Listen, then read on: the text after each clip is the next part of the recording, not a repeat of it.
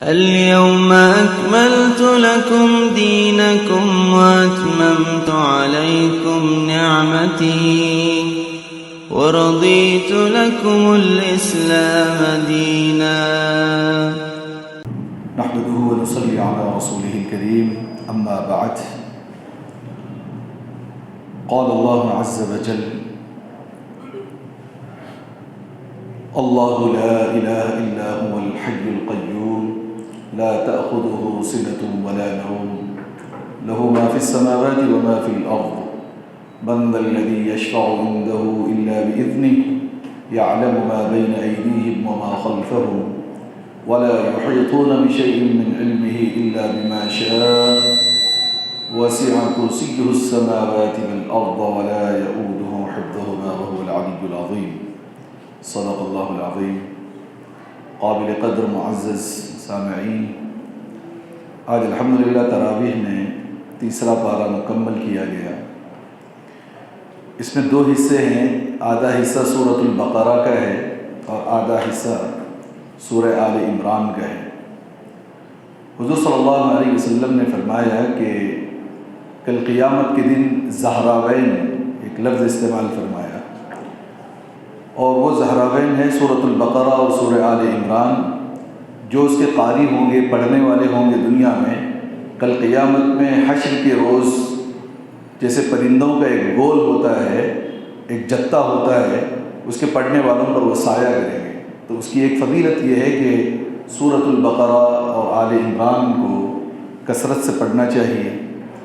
پھر پورے قرآن کی 114 صورتوں میں سب سے عظیم آیت الکرسی ہے، وہ بھی سورۃ البقرہ میں ہے.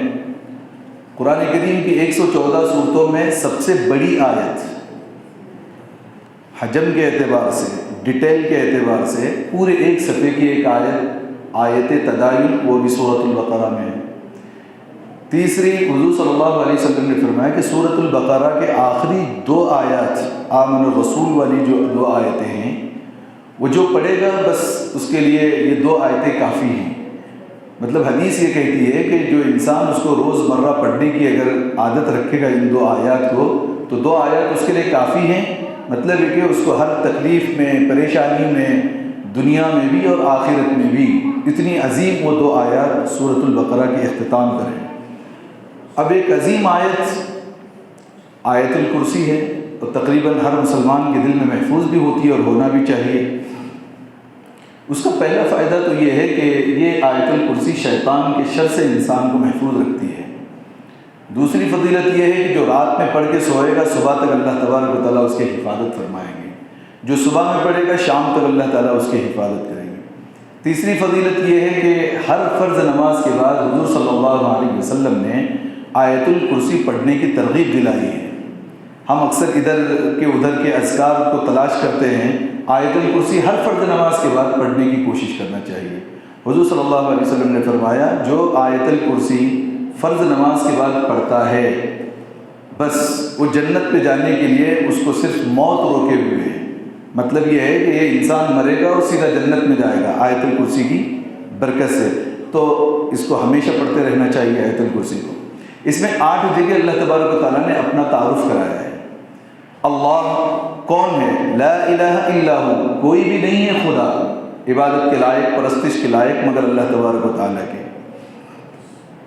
پھر کہا کہ الحی القیوم، وہ زندہ ہے اور ہمیشہ قائم ہے.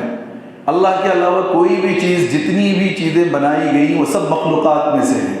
انبیاء ہو، رسول ہو، فرشتے ہو، انسان ہو، جنات ہو، زمین ہو، آسمان ہو، ہر چیز مخلوق ہے اور ہر چیز کا انجام و فنا ہے اور ختم ہوگی.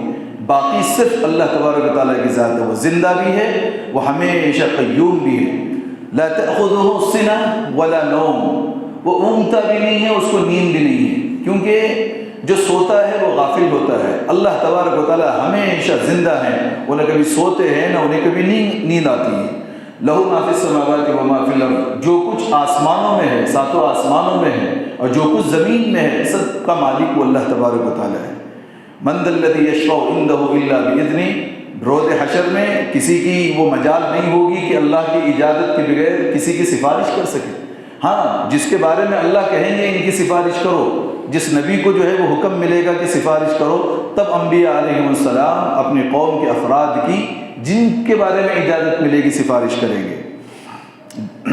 یعلم ما بین ایدیہم وما خلفہم، اس کی چھٹی صفت یہ ہے جو آگے ہو چکا ہے، جو اس کے آگے ہے یا پیچھے ہے، جو ہونے والا ہے یا جو ہو چکا ہے، وہ سب کچھ اللہ جانتا ہے، یعنی عالم الغیب بھی اللہ تبارک و تعالیٰ ہے، ہر چیز کا علم کا احاطہ بھی اللہ کی ذات میں ہے۔ ولا یحیطون بشیء من علمہ الا بما شاء، کوئی بھی چیز اس کے علم سے باہر نہیں ہے، ہر چیز کا وہ ادراک کیا ہوا ہے، اس کے قبض قدرت میں ہر چیز ہے۔ وسع کرسیہ السماوات والارض، اس کی کرسی آسمان و زمینوں پر جو ہے بڑی ہے اور محیط ہے۔ ولا یؤودہ حفظہما وہو العلی العظیم، اور وہ ذات علی بھی ہے اور عظیم بھی ہے۔ علی کہتے ہیں بہت بلند، عظیم بہت بڑی۔ یہ اللہ تبارک و تعالیٰ نے اس آیت الکرسی میں اپنا خود تعارف فرمایا کہ میں کون ہوں اور میری کوالٹی کیا ہے۔ اس میں 8 قسم کی صفات اللہ تبارک و تعالیٰ نے آیت الکرسی میں ذکر فرمائے ہیں۔ اس کے بعد چلیں گے تو 2 انبیاء کا ذکر فرمایا، اسی کے ریلیٹڈ آیت الکرسی ہوتے ہی اللہ تبارک و تعالیٰ نے 2 بڑے بڑے عظیم نبیوں کا ذکر فرمایا، اور دونوں نے اللہ تبارک و تعالیٰ سے درخواست کی تھی، اے اللہ آپ مردے کو کیسے زندہ کرتے ہیں؟ ایک سوال ہر انسان کے دل میں ہوتا ہے، ایک انسان جب مر جائے گا، مٹی میں گل سڑ جائے گا، ہڈی اس کی جو ہے ریزہ ریزہ ہو جائے گی، اور پھر اللہ دوبارہ زندہ کریں گے۔ حضرت ابراہیم نے اور حضرت عزیر نے دونوں نے یہ سوال اللہ تعالیٰ سے کیا، اور دونوں کا واقعی اللہ نے ایک کے بعد دیگر ذکر کیا کہ کیف تحیی الموتیٰ، اللہ تو مردے کو دوبارہ کیسے زندہ کرتا ہے؟ اللہ تبارک و تعالیٰ نے حضرت ابراہیم سے ایک حکم دیا، فخذ 4 من الطیر، 4 پرندے لو اور اس کو کیا کرو، اس کا مسلح کرو، یعنی اس کا قیمہ بناؤ، اس کے گوشت کو مکس کرو، اس کے ٹکڑے کرو، اور پھر کیا کرو، علی کل جبل منہم جزءا، 4 پہاڑوں پر اس کو رکھ دو، ثم ادعوہن یأتینک سعیا، اس کو پکارو، جو پرندے تھے ان کا نام لے کے پکارو، وہ تمہارے پاس آ جائیں گے۔ ایک طرف تو یہ کر کے دکھا اللہ تعالیٰ نے، دوسرے طرف عزیر علیہ السلام نے بھی یہی کہا تھا، اللہ تو کیسے مردے کو زندہ کرتا ہے؟ اب وہ سفر پہ جا رہے تھے، گدھا کھچر ان کے ساتھ میں تھا، کھانے کا توشہ بھی ساتھ میں تھا، وہ چلے اور ایک جگہ بیٹھ گئے۔ اللہ تبارک و تعالیٰ فَأَمَاتَهُ اللَّهُ مِئَةَ عَامٍ، حضرت عزیر مر گئے، ان کا گھوڑا بھی مر گیا۔ ثُمَّ بَعَثَ، جب زندہ ہوئے ہیں واپس، تب سوچ رہے ہیں کہ کم لبثت، پوچھا گیا کتنا رکے ہو تم؟ لبثت یوما أو بعض یوم، ایسا لگتا ہے کہ 1 دن یا 1.5 دن ایسا کچھ رکا ہوں۔ اللہ نے کہا بل لبثت 100 عام، تم 100 سال تک یہاں پہ لیٹے ہوئے تھے، 100 سال ہو گئے تھے۔ انظر الی حمارک، اب گدھا دیکھو کہاں ہے تمہارا، گدھا تو تھا نہیں۔ اب اللہ نے حکم دیا ہواؤں کو، وہ ذرات کو، وہ سارے ذرات جمع ہوئے۔ پھر انظر الی العظام کیف ننشزها ثم نکسوها لحما، اللہ تعالیٰ نے وہ ہڈیوں کو جوڑا، اس پر گوشت چڑھایا، اس پر چمڑی چڑھائی، اور وہ جیتی جاتی جان بن گیا گدھا۔ کیا یہ تیرا کھچر نہیں ہے؟ اور اپنے مالک کو جانتا تھا۔ پھر اللہ نے کہا انظر الی طعامک وشرابک لم یتسنہ، جو ٹفن لے کے چلے تھے وہ کھانے کو چیک کیجئے، 100 سال ہو گئے وہ کھانا خراب نہیں ہوا تھا۔ یہ اللہ تبارک و تعالیٰ اپنی قدرت کو بتا رہے ہیں۔ یہ 2 واقعات کے بعد اب اللہ تبارک و تعالیٰ نے بالتفصیل، جب کسی چیز کو بہت اہمیت سے اللہ بتانا چاہتے ہیں، اس کو کنٹینیو جو ہے وہ آیات کے اندر ذکر فرماتے ہیں۔ 9 آیتیں اللہ تبارک و تعالیٰ نے بالتفصیل ذکر فرمائی ہے انفاق فی سبیل اللہ پر، یعنی اللہ کے راہ میں خرچ کرنے پر۔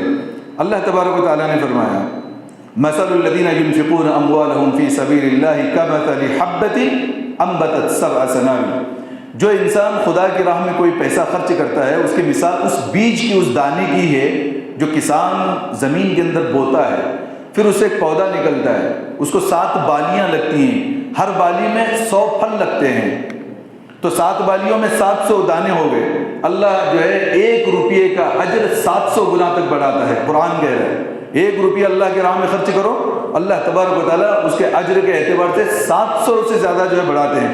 پھر آگے کہا ہے کہ ثم لا یتبعون ما انفقوا منا ولا اذى، ایک کنڈیشن ہے، دکھلاوا اور احسان نہیں کرنا ہے۔ اگر آپ نے کسی غریب بہن کو دیا ہے، پڑوسیوں کو دیا ہے، دوستوں پہ کوئی خیرات کی ہے، اس کو جتانا نہیں کہ میں نے آپ کو وہ دیا تھا، آپ کی پریشانی میں میں نے آپ کی وہ مدد کی تھی، کبھی جتانا نہیں ہے نہ کبھی اس چیز کو دل میں لانا ہے۔ اللہ کہتے ہیں پھر اس کے 3 انعامات ہیں، کیا ہے؟ لہم اجرہم عند ربہم، اللہ تعالیٰ اس کو اپنے پاس سے اسپیشل 700 تو دے دیا، پھر اسپیشل ایک الگ سے اجر ملے گا جو اس کے اخلاص کی نسبت پر ہوگا.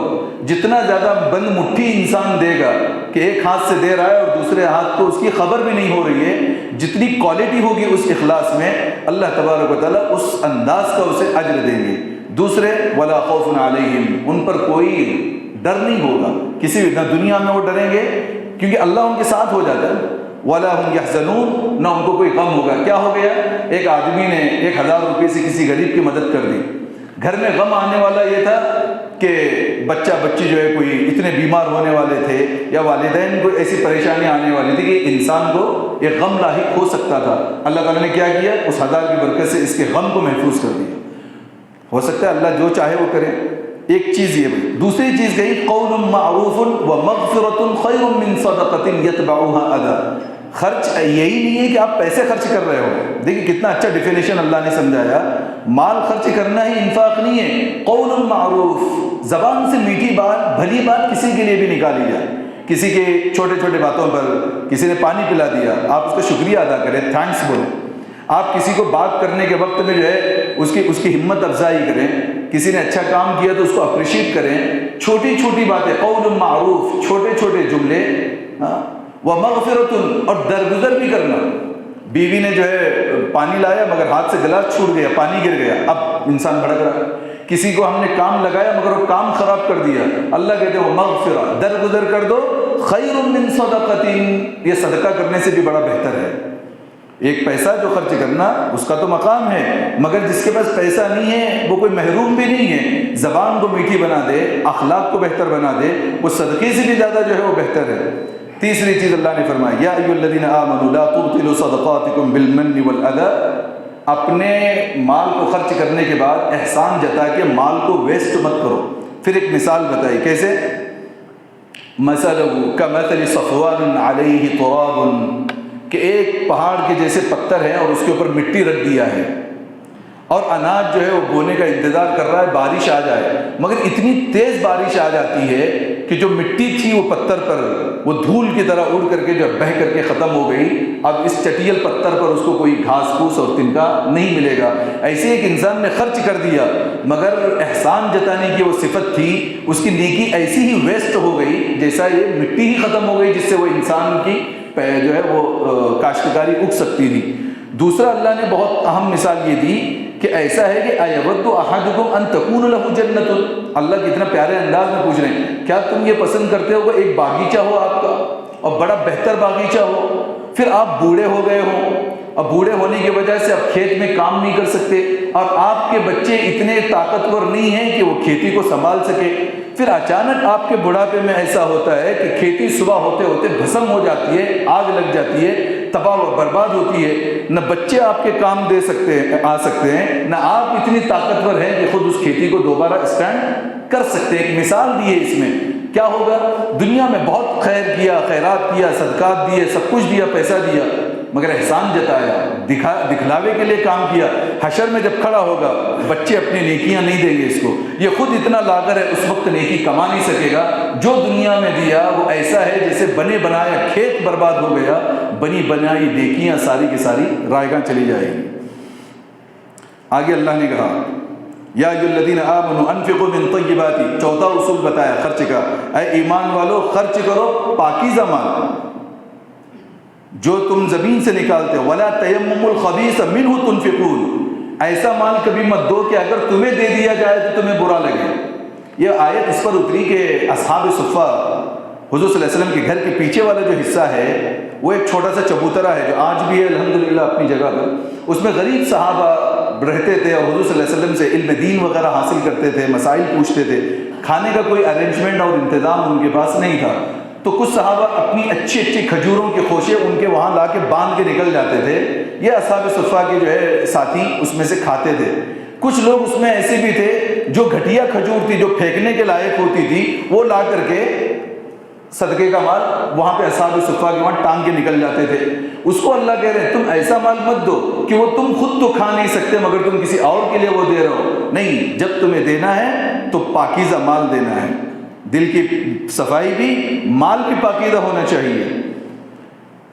اللہ نے آگے کہا الشیطان یعیدکم الفقر ویأمرکم بالفحشاء، اللہ ہمیشہ آپ کو غریب ہونے کا ڈر دکھائے گا. جب تم مال خرچ کرو گے کہ آج اگر 25-50 ہزار خرچ کر دیا تو بیلنس میں اتنا کم ہوگا، تم فقیر ہو جاؤ گے تو پھر تمہیں کوئی دینے والا نہیں ہے. اللہ کہہ رہے ہیں تمہیں شیطان ڈرائے گا فقر سے.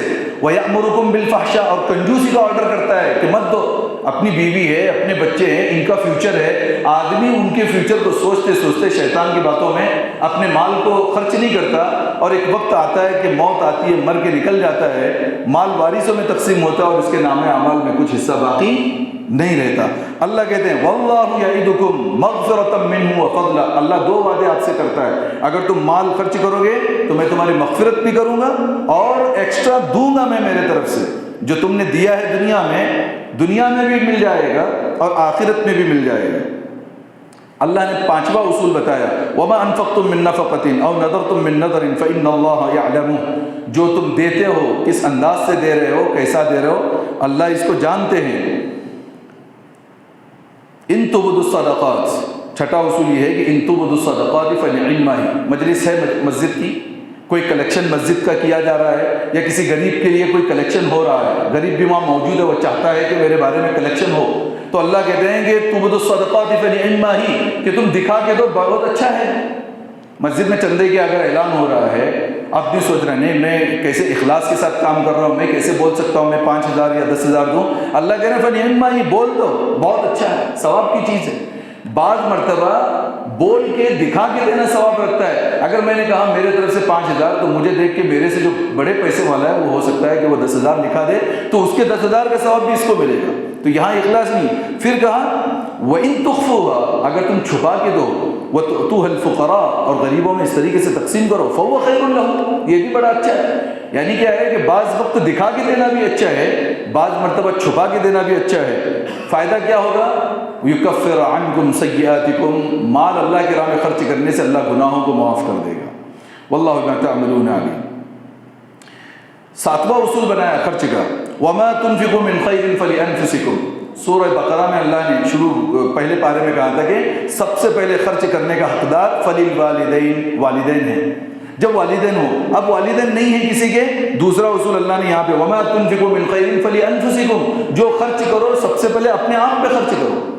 بہت سارے لوگ زندگی میں اچھے کپڑا نہیں پہنتے، اچھی چیزیں استعمال نہیں کرتے کہ نہیں وہ سب نہیں کرنا ہے. اللہ کہہ رہے فلانفسکم، خرچ کرو، خوب خرچ کرو اپنے آپ پر.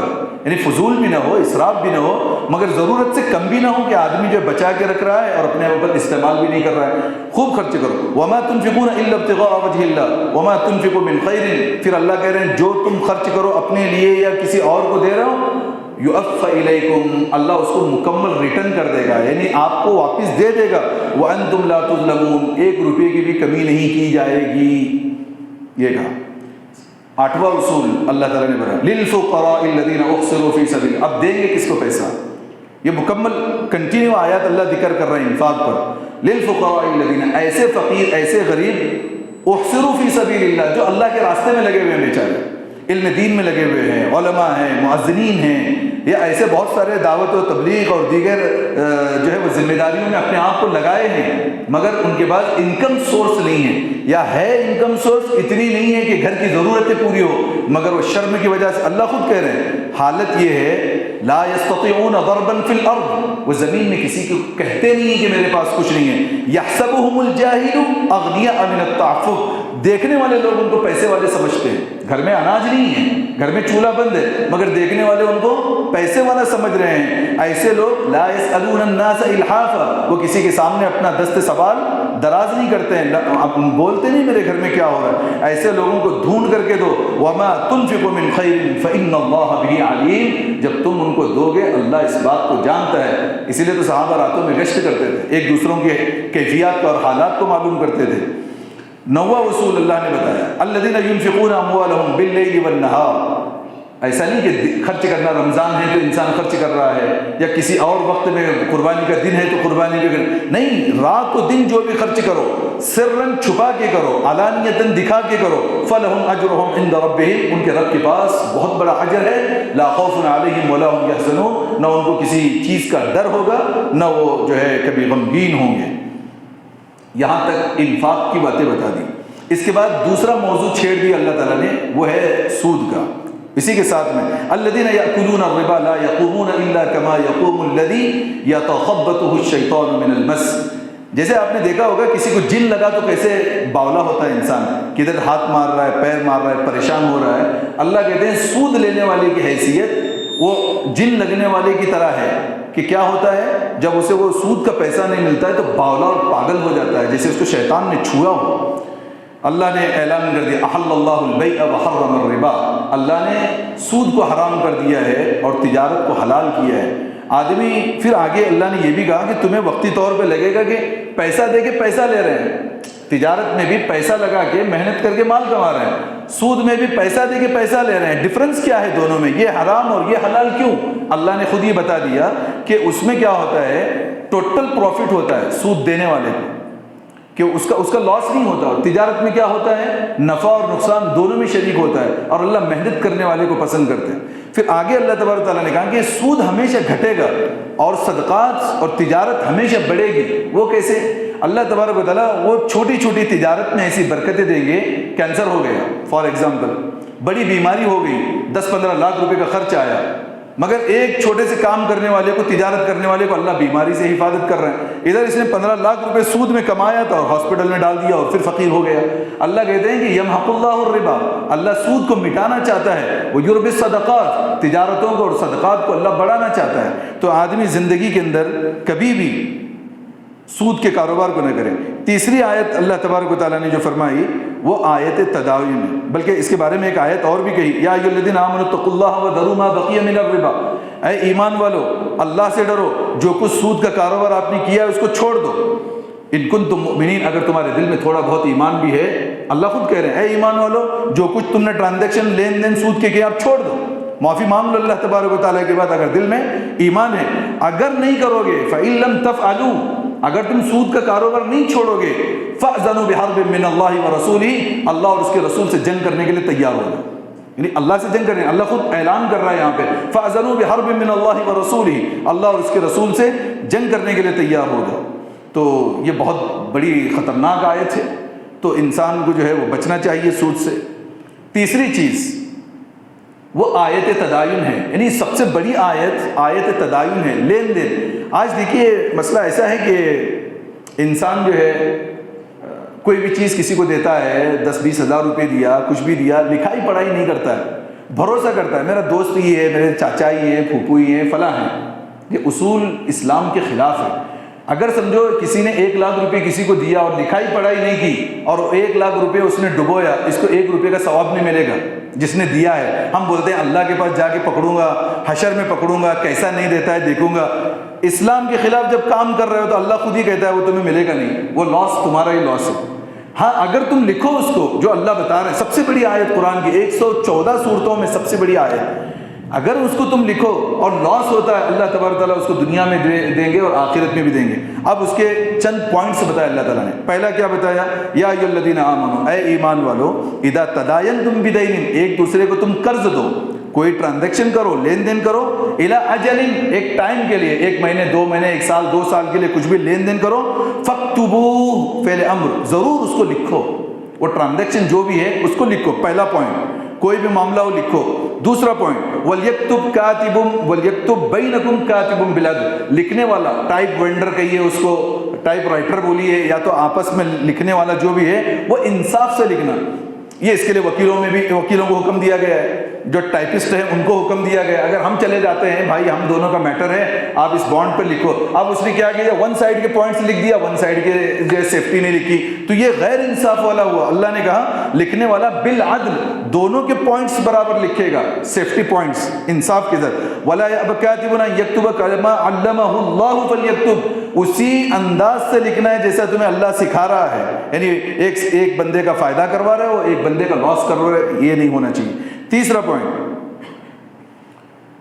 وَلْيُمْلِلِ الَّذِي عَلَيْهِ الْحَقِّ، لکھے گا کون، جو پیسہ لے رہا ہے وہ لکھوائے گا، دینے والا نہیں۔ کیوں؟ جو لینے والا خود لکھوائے گا تو وہ بات زیادہ مضبوط ہوگی۔ میں نے کسی کو پیسہ دیا اور میں نے لکھوایا وہ بات اہمیت نہیں رکھتی، جس نے مجھ سے لیا وہ لکھواتا ہے کہ میں نے ان سے اتنا پیسہ لیا، اس بات کی اللہ کہہ رہے ہیں کہ لینے والا جو لکھے گا وَلْيَتَّقِ اللَّهَ رَبَّهُ، اللہ سے ڈرے گا بھی، وَلَا يَبْخَسْ مِنْهُ شَيْئًا، اور اس میں سے کوئی چیز کم نہیں کرے گا۔ پھر آگے اللہ تبارک تعالیٰ نے کہا اگر لینے والا دماغ سے کمزور ہے، لینے والا سفیہن او ضعیفن، پاگل سا ہے یا کمزور ہے، یا ہاسپٹل میں آپریشن ہے ہارٹ کا 3 لاکھ روپے کی ضرورت ہے فار ایگزامپل، اب وہ کچھ جان نہیں سکتا اس وقت میں، اس کے بچے ہیں چھوٹے چھوٹے، ایک بندہ آ کے جو ہے پیسہ دے رہا ہے اور لکھانے کے ٹائم 6 لاکھ لکھ رہا ہے، دیا ہے 3 لاکھ، اب جو بیچارہ مریض ہے وہ کچھ نہیں کر سکتا، اللہ کہہ رہے ہیں کہ اس وقت میں جو مریض ہے، جو ضعیف ہے، جو سفیہ ہے، وہ لکھنے کی طاقت نہیں رکھتا، تو اس کا املا اس کے ولی کرائیں گے۔ اگر باپ بیمار ہے تو اس کے بچے جو ہے وہ املا کرائیں گے، بچے بیمار ہے اس کا باپ یا اس کا بھائی، اس کا چاچا، جیسے جیسے وارث نسبت میں ہوتے ہیں وہ لوگ ٹھہر کر کے ولی جو ہے اس کام کو مکمل کرائیں گے۔ 5 چیزیں، وَاسْتَشْهِدُوا شَهِيدَيْنِ، چھٹا 2 گواہ ہونے چاہیے، 2 مرد لکھنے کے ٹائم۔ پھر ان کو بھی کہا گیا فَإِن لَّمْ يَكُونَا رَجُلَيْنِ فَرَجُلٌ وَامْرَأَتَانِ، اگر 2 آدمی نہیں ہیں، 1 مرد اور 2 عورتیں ہونی چاہیے۔ فَإِن لَّم مِّمَّن تَرْضَوْنَ مِنَ الشُّهَدَاءِ أَن تَضِلَّ إِحْدَاهُمَا فَتُذَكِّرَ إِحْدَاهُمَا الْأُخْرَىٰ، اس لیے کہ جب میٹر کچھ ہو گیا، ہاسپٹل سے آ گیا، وہ کہہ رہے ہیں بچے 3 لاکھ اور وہ دینے والا کہہ رہا ہے میں نے 6 لاکھ دیے ہیں، مسئلہ جھگڑے کا ہو رہا ہے، اب گواہ آئیں گے، گواہ یاد دلائیں گے کہ نہیں ہمارے سامنے کیا گیا میٹر 3 لاکھ دیے گئے ہیں۔ اگر کسی ایک کو یاد نہیں آ رہا ہے، معاملہ 1 سال کا ہو گیا، 2 سال کا، تو ایسا تو نہیں ہوگا کہ دونوں کی ذہن جو ہے وہ خراب ہوں گے، ایک کو یاد نہیں تو دوسرے کو یاد ہوگا، تو یہ یاد دہانی کے لیے اللہ نے 2 گواہ جو ہے وہ مقرر کیے، اور ان کو بھی یوں کہا وَلَا يَأْبَ الشُّهَدَاءُ إِلَىٰ مَا دُعُوا، جب گواہ کو گواہی کے لیے بلایا جائے تو انکار نہیں کریں گے گواہ کے لیے۔ ہم کیا بولتے ہیں بھائی اس وقت گواہ ہو گئے تھے، بار بار ہم کو کورٹ کچہری میں گھسیٹو مت، لیکن ان کو جہاں بلایا جائے جانا ہے، اور ان کو کہا گیا جن کے لیے گواہ بنے ان کا آمد و رفت کا خرچ دینا ہے۔ گواہ کسی اور شہر میں رہتے ہیں، وہ دن بھر کا ان کا جو ہے وہ کام خراب ہو گیا، ان کے گواہوں کی پیمنٹ دی جائے گی، ان کو آنے جانے کا آمد و رفت کا خرچہ دیا جائے گا۔ تو یہ ان کے ٹرانزیکشن کو اللہ تعالیٰ نے کہا وَلَا تَسْأَمُوا أَن تَكْتُبُوهُ صَغِيرًا أَوْ كَبِيرًا إِلَىٰ أَجَلٍ ذَلِكُمْ أَقْسَطُ عِندَ اللَّهِ وَأَقْوَمُ لِلشَّهَادَةِ، یہ سارے ٹرانزیکشن اس پر جو ہے اللہ تبارک و تعالیٰ جانتے ہیں۔ تو یہ چیز اللہ تبارک و تعالیٰ نے لکھی، اور آگے اور بھی بہت ساری باتیں، رہن میں کوئی چیز دیتے ہیں، گولڈ رکھ رہے ہیں، گھر رہن میں دے رہے ہیں، گاڑی دے رہے ہیں، اس کی بھی اللہ تبارک تعالیٰ نے کہا وَلَن تَجِدُوا كَاتِبًا فَرِهَانٌ مَّقْبُوضًا، کہ کیسے کیسے امانتیں دی جائیں، تو امانت کا حق، اس کو ڈیٹیل ہم تو صرف جگہ جگہ سے ٹچ کروا رہے ہیں، آپ کی ذمہ داری ہے کہ قرآن کو لے کر کے مکمل طور سے ان چیزوں کو پڑھنا چاہیے۔ اب سورۃ البقرہ کی آخری 2 آیات آمن الرسول سے، یہ وہ 2 آیات ہیں جب جبرائیل علیہ السلام زمین پہ آئے اور حضور کو پڑھاتے چلے گئے، ہر جملے کے بعد حضور صلی اللہ علیہ وسلم نے آمین فرمایا۔ اس کے بعد جب بھی صحابہ اس آیت کو پڑھتے آمین کہتے، اگر یہی امام اگر نماز میں پڑھا رہے ہیں اس وقت میں مقتدیوں کو آمین کہنا ضروری، اس کا کیا مطلب ہو رہا ہے؟ لمبی تفصیلات ہے، اس میں دعائیں ہیں کہ پہلے تو یہ کہا گیا کہ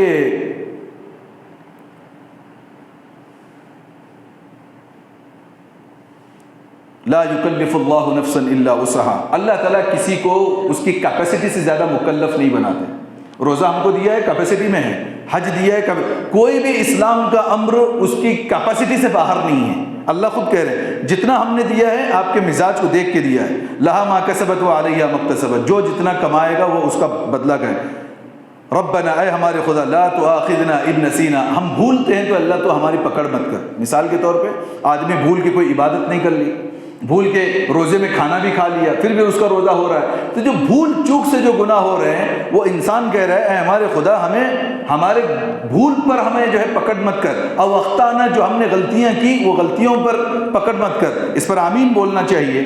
ربنا، اے ہمارے خدا، ولا تحمل علینا اصرا کما حملته علی الذین من قبلنا، ہم سے پہلے والے لوگوں پہ جس طریقے کا بوجھ دیا گیا تھا اللہ ہمیں ایسا بوجھ مت دینا، جس کی ہمارے لا تحملنا ما لا طاقت لنا، جس کا اٹھانے کا ہم میں طاقت ہی نہیں ہے۔ واعف عنا، اے خدایا ہمارے گناہوں کو معاف فرما، واغفر لنا، اور مغفرت فرما، وارحمنا، ہم پر رحم فرما، انت مولانا، مولانا تو ہے ہمارا، نہیں آقا تو ہے، فانصرنا، ہماری مدد فرما، علی القوم الکافرین، کافر قوم پر۔ تو یہ 2 آیتیں ہر ایک کو حفظ ہونی چاہیے۔